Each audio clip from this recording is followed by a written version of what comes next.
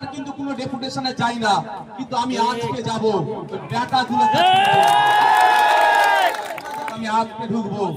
কে আছে আমিও দেখবো চুরি সেটা মেনে নেবো না। আমরা দাবি চেয়েছি সরলীকরণের, আমরা দাবি তুলছি আপনার এটা টাইম এক্সটেন্ডের, আমরা দাবি তুলছি যেটা হেবা মৌখিক হেবা করেছে ওয়াকাফ বোর্ড সেটাকে ইসি নাম্বার দিক, এনরোল করে সেটাকে তার অন্তর্ভুক্ত করো। আমরা দাবি তুলছি যে ওয়াকাফ বোর্ডে যে ঘুঘুর ভাষা হয়েছে, দুর্নীতি হয়েছে, সেই দুর্নীতিগুলোকেও বন্ধ করতে হবে। বন্ধুগণ, আমাদের প্রতিনিধিদের পক্ষ থেকে ডেপুটেশনে যাব। আমি সচরাচর কিন্তু কোনো ডেপুটেশনে যাই না, কিন্তু আমি আজকে যাব ডাটা তুলে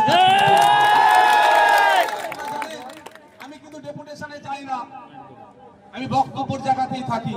আমি আজকে ঢুকবো, কে আছে আমিও দেখবো চুরি। কনস্টিটিউশন প্রোটেকশন ফোরামের পক্ষ থেকে সারোয়ার ভাই আছেন, শাহিন ভাই আছেন, নুরুল সাহেব আছেন, বিশ্বজিৎ দা আছেন, আমাদের অল ইন্ডিয়া প্রভৃতি জনতার পক্ষ থেকে যারা নেতৃত্ব আছে সব আছে, আলমগীর সাহেব আছেন, অনেকে আছেন, মহিউদ্দিন বাবুরা আছেন, একটা প্রতিনিধি দল যাচ্ছে।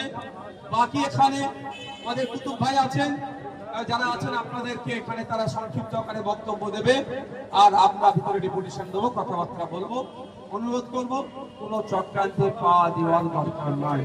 আজকে আমরা রাস্তায় এসেছি সংবিধানকে বাঁচাতে এসেছি, আঘাত দিচ্ছে সেটাকে বাঁচাতে এসেছি। সুতরাং মমতা ব্যানার্জি বিজেপির সুরে সুর মিলিয়ে বিজেপি যে চক্রান্ত করছে সেই চক্রান্তটাকে মুসলিম সম্প্রদায়ের উপরে চাপিয়ে দেওয়ার জন্য মমতা ব্যানার্জি কোনো অংশে দায়ী নয়, কম দায়ী নয়। তাই আমরা এর জবাব আমরা এই রাজপথ থেকেই দেবো। আমরা কোন রকম বিশৃঙ্খলা হব না, বিশৃঙ্খলিত হব না। আমাদের ডেপুটেশন পর্ব চলছে, যাবো আমরা। আপনারা এখানে মনোযোগ সহকারে আমাদের যারা বক্তারা এসেছেন তাদের বক্তাদের বক্তব্য শুনবেন, আমরা ভিতরে ডেপুটেশন দেবো।